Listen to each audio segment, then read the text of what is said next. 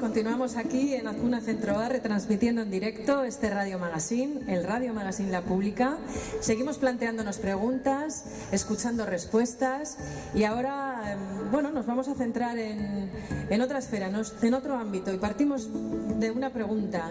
La pregunta es la siguiente: ¿cómo se relaciona el arte con la esfera pública en el contexto particular de Bilbao?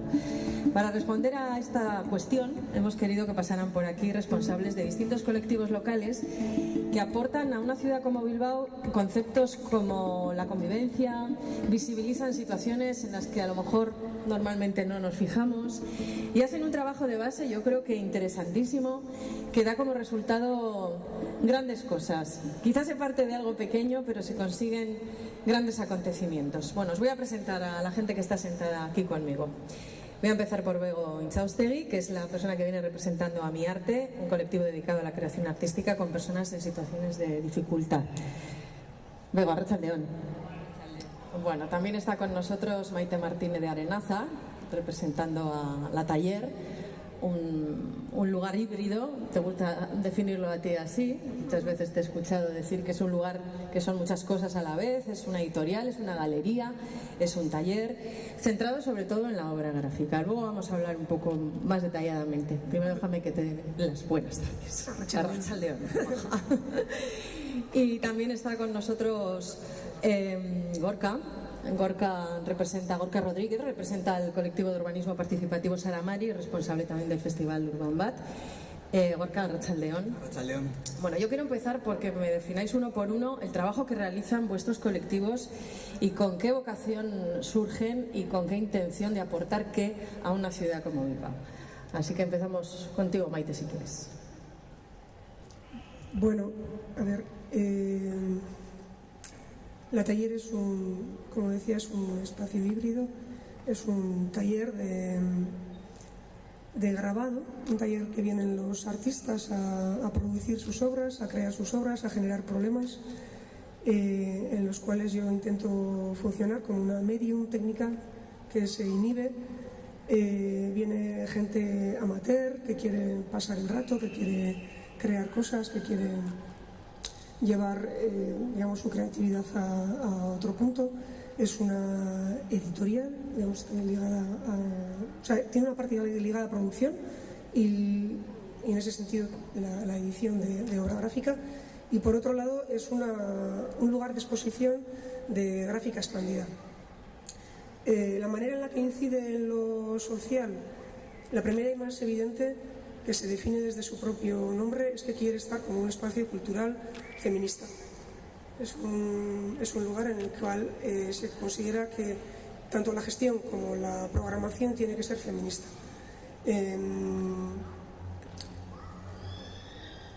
Eso quiere decir que todas las prácticas que generemos tienen que tener en cuenta conceptos de igualdad. ¿Cómo incide en lo social? Es que a veces en estos trabajos a mí me suceden habitualmente pérdidas de fe. Es decir, hay que tener grandes dosis de ilusión para tirar para adelante todos los días. Y cuando pienso en esfera pública, muchas veces pienso en que vivimos una esfera pública tremendamente privilegiada y que podemos pensar la esfera pública desde su inexistencia. Y si no hubiera esfera pública, una esfera pública un marco que permite la existencia de toda esta riqueza, ¿qué tendríamos? Pues me da la sensación de que el arte en particular, la aportación que se hace desde La Taller o desde otros espacios vinculados al arte contemporáneo, son la de poner en funcionamiento, poner en la calle dinámicas de complejidad a la hora de, digamos, en recursos de pensamiento creativo, que cuando toda esta esfera pública desaparece, solo quedan estos. estoy explicando fatal. ¿Qué va? ¿Te estás explicando muy bien o no? Sí. Se está explicando bien, ¿verdad? Muy bien. Bueno, pues como primera explicación, estupendamente. Vamos con Begoña Saustegui, que nos va a hablar de Amiarte. Como decíamos antes, es un lugar que se dedica también a la creación artística con personas en situaciones complicadas. Cuéntanos, Begoña. Bueno, a ver si le cojo el micro. Bueno, somos un taller de arte interdisciplinar dirigido por artistas y con el objetivo de compartir situaciones humanas, asumiendo el hecho social e intentando abordar los problemas para solucionarlos en la medida en que está en nuestras manos. Primero, que la persona se ponga de pies y luego que pueda caminar con todo el poder del arte. ¿Cómo lo vemos? Conjugando la creación en las artes visuales como un recurso, como una herramienta, y el arte con todo su valor, con todo su sentido, como elemento de cohesión entre las personas y sus conflictos existenciales, y como tal es un debate en nuestro centro permanente. Damos forma a esas huellas que la vida y la mente dejan en nosotros, un viaje hacia nosotros mismos que luego revierte hacia los demás, entonces pasa a la esfera pública. El arte, con todo su poder de transformación, mejora a las personas, las ciudades, la arquitectura, las galerías y la vida en general. Pero nunca puede ser la fiesta del pueblo. Por eso implica a los entes políticos para poder estructurar de una forma seria este planteamiento. No podemos banalizar como un elemento de construcción, de pensamiento. Tiene que ir con la vida y con el tiempo. ¿Hacen falta grandes acciones para mejorar el mundo? Sí, pero pienso que las pequeñas acciones son muy importantes, porque es la suma de lo que todos podemos hacer en un momento en el que hay un gran pesimismo porque los conflictos a nivel mundial son muy potentes.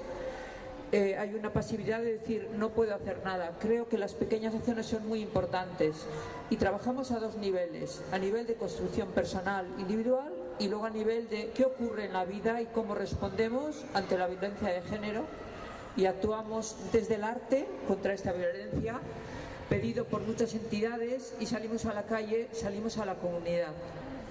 ¿Cómo podemos responder ante el drama de la inmigración, ante el conflicto de los refugiados? Buscamos cómo interferir en la comunidad actuando en la calle, unas veces en una plaza, otras veces en otra.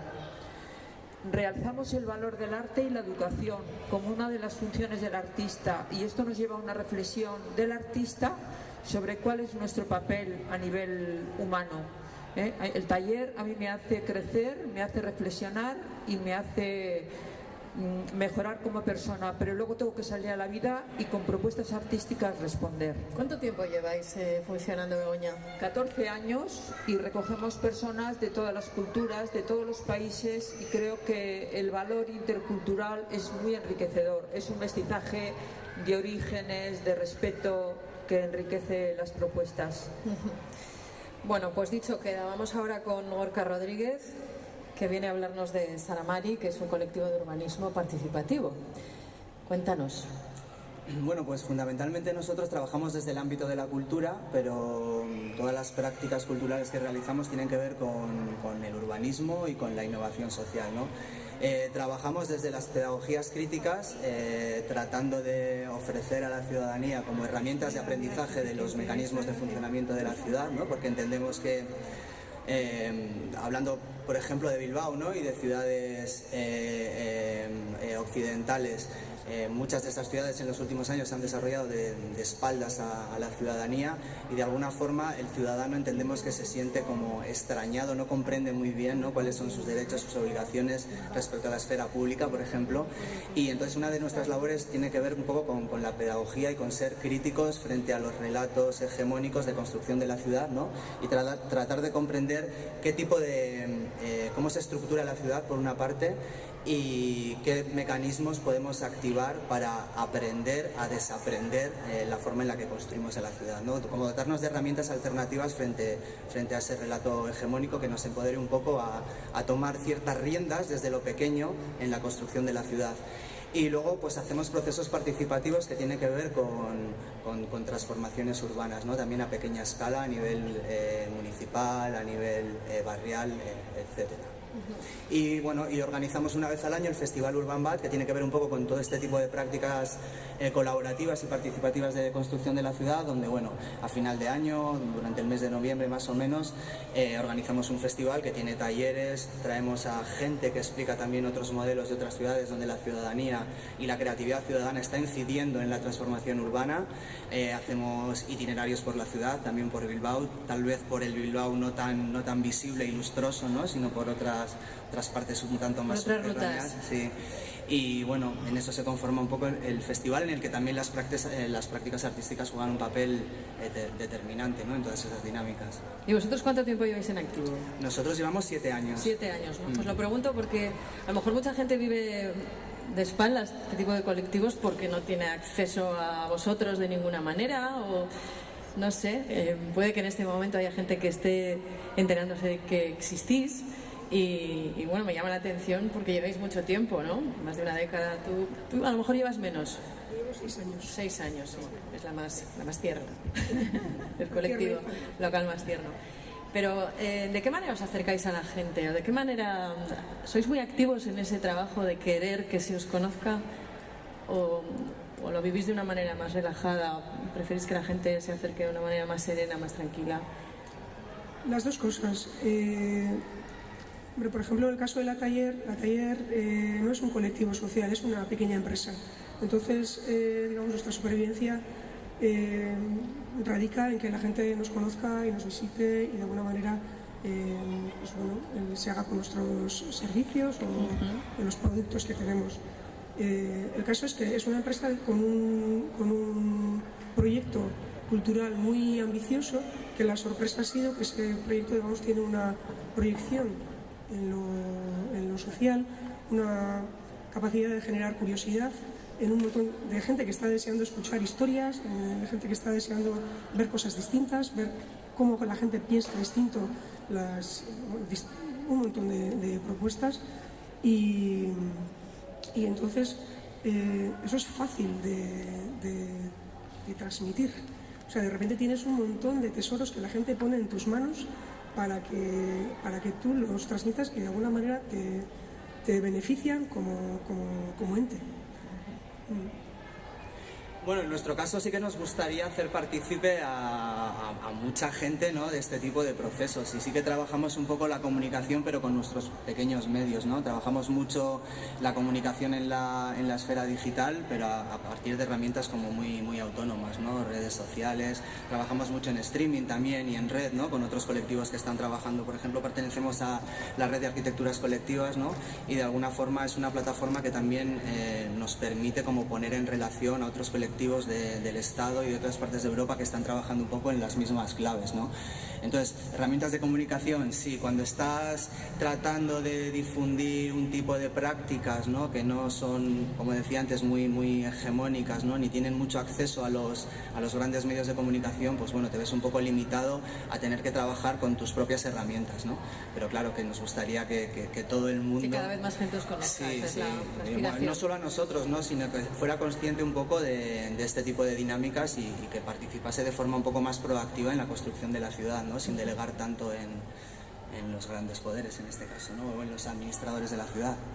No sé si Begoña quiere añadir algo. A nosotros lo que nos pasa es que tenemos muchísima demanda, muchísima gente, y como es privado, pues nos las pasamos canutas para poder pagar el alquiler del local y todas esas cosas. Necesitamos un apoyo más general, más político, por así decir, para salir adelante.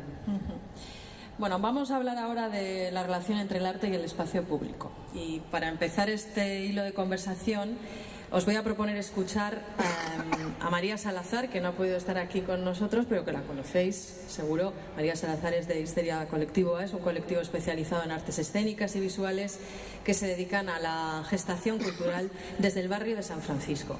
Y esto es lo que nos ha dejado María, luego lo vamos a comentar. Para mí la relación que hay entre el arte y el espacio público pasa por ver en el arte un no dar por supuesto. Pasa por ver en el arte una manera de buscar voces diferentes que creen sendas diferentes a lo que ya hay, ¿no?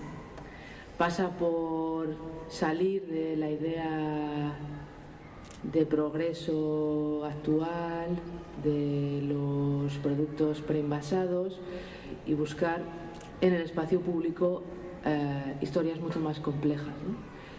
Y pasa también por buscar otras miradas, que lo íntimo pueda salir a la calle, y también incluso pasa porque el arte pueda plantear también en el espacio público fantasías que no son lo que tendría que haber, ¿no? Parece que el espacio público siempre está asociado a la razón, a lo hegemónico, ¿no?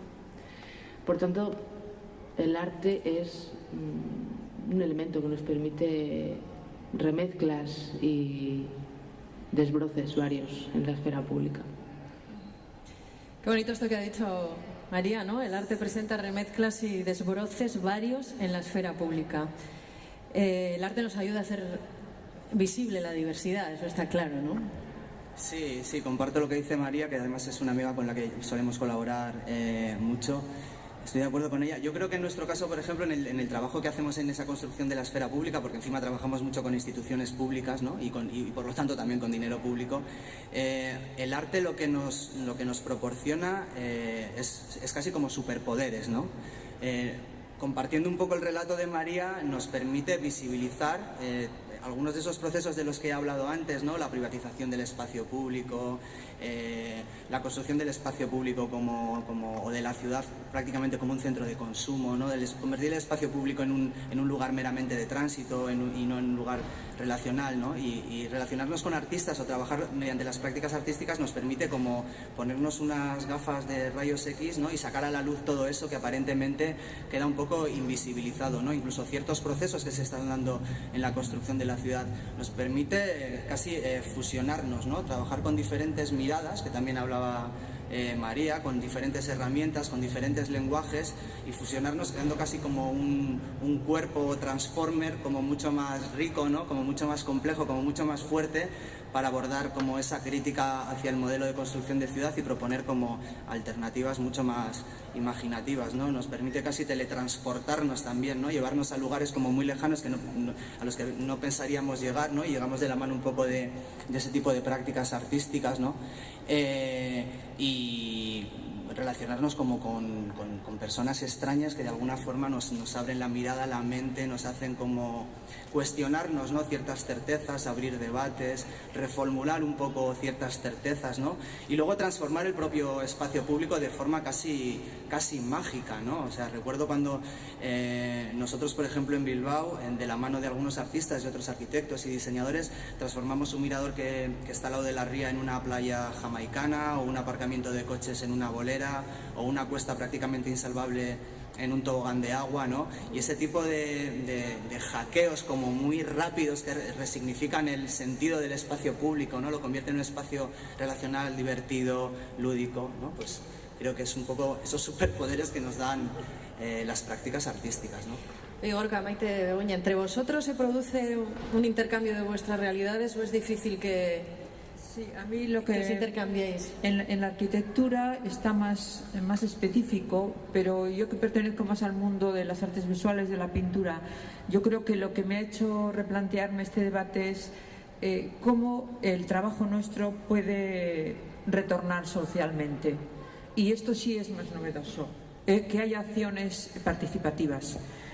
Aquí cómo lo reflexiono, yo creo que un creador es un gran multiplicador de creadores, y en ese sentido hay que incidir en la educación.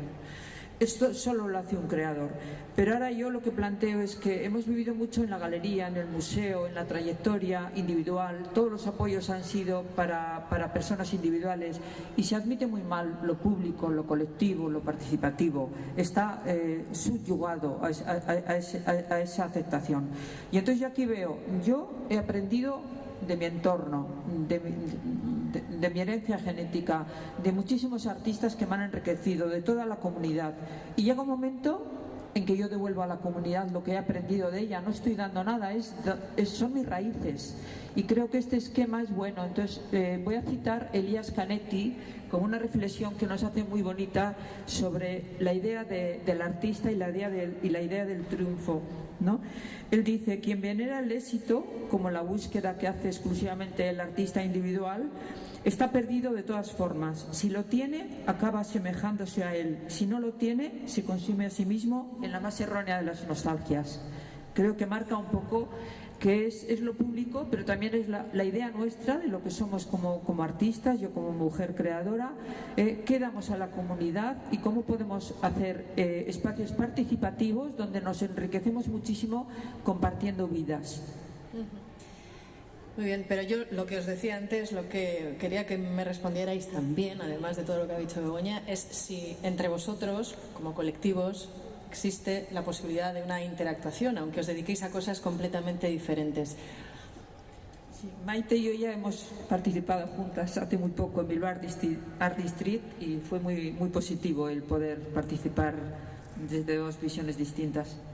Bueno, Bilbao es una ciudad muy pequeña y casi todos los colectivos o gentes que nos dedicamos a la cosa de la cultura o hemos colaborado o nos va a tocar colaborar. Hay un problema grande, en mi opinión, o por lo menos es mío, que es el que somos infraestructuras ambiciosas, quiero pensar, en el mejor sentido de la palabra, con ganas de hacer trabajos complejos. Y eso, para hacerlo bien, en unos criterios de calidad, hace falta un tiempo tremendo, hace falta una dedicación muy importante y eso nos resta, digamos, tiempo de asistir por ejemplo, a las actividades de Sagrada Mari o asistir a lo que está haciendo con Sony, a la inauguración de ayer de Jeremy Deller, a lo que están haciendo Bulegua, a lo que está haciendo Colaborabora, qué sé yo. Hay un montón de colectivos y sí que nos conocemos, pero, por ejemplo, este sería un problema para analizar. Creo que estamos abocados a colaborar, ¿no? Yo con ellas, por ejemplo, no he colaborado nunca, pero sí que colaboramos con un montón de gente. Está por ahí Colaborabora, está Sayoa, Histeria, que ahora mismo estamos colaborando de alguna forma con Sony, con mucha otra gente, y incluso vemos necesario y y hemos llegado a construir como un espacio de colaboración, como un laboratorio de prácticas colaborativas, que es donde precisamente trabajamos con toda esa gente que he mencionado, ¿no? Que se llama Wikitoki y que de alguna forma propone modelos de sostenibilidad entre todos estos pequeños colectivos para, a partir de la colaboración, pues adquirir más superpoderes de alguna forma, ¿no? Construir como esos cuerpos más fuertes, dotarnos de muchas habilidades y a partir de la colaboración estas pequeñas microprácticas hacerlas un poco más ricas y con más potencial de alguna forma, ¿no? O sea que yo creo que es fundamental colaborar. ¿Queréis añadir algo al respecto? Bueno, pues ahora me vais a dejar que os invite a escuchar un audio muy interesante que tiene que ver con una acción de esas que genera un poco superpoderes, como tú dices, ¿no? Es una situación muy concreta, que os la resumo rápidamente, no quiero enrollarme mucho. Es una acción que ha llevado a cabo un grupo de investigación que es parte de la pública, un grupo de investigación sobre pedagogías y esfera pública coordinado desde el departamento de Hezkuntza, de Tabakalera en Donostia, e integrado por Leticia Aristi, Koldo Tellería y Mader López. Ellos han puesto en marcha, lo hicieron en mayo de este mismo año, hace muy poquito, una acción muy curiosa que nos habla de lo que puede pasar, de lo que ocurre cuando alguien decide cambiar el orden establecido y cómo puede afectar esto en las relaciones entre las personas. La situación se concreta en un lugar, es muy concreto, es un autobús que traslada a alumnos desde Legorreta a Ordizia, y en el autobús existen unas normas de asiento, un protocolo. Los más pequeños se sientan delante y los más mayores detrás. A petición de un grupo de alumnas de cuarto de la ESO, que son ya mayores, pues se llevó a cabo esta acción. ¿Por qué no alterar el orden y un día sentarse en el sitio de los más chiquis, ¿no? ¿Qué pasa si lo hacemos? Pues pasa esto que vamos a escuchar. Este audio recoge las reacciones de lo que pasó en ese momento, de las cosas que se dijeron y de las mini tensiones que surgieron. Gatazkatsuak diren unei aurre egiten diegunean. Denbora espazio nozioak kolokan jartzen ditugunean.